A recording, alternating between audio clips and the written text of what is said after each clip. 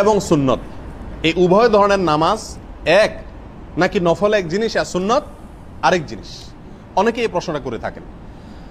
নফল শব্দের অর্থ হলো অতিরিক্ত, এক্সট্রা। আর সুন্নত বলা হয় যে আমলটি রাসূল আকরাম সাল্লাল্লাহু আলাইহি সাল্লাম করেছেন অথবা করার নির্দেশ দিয়েছেন, সেটা হলো সুন্নাত।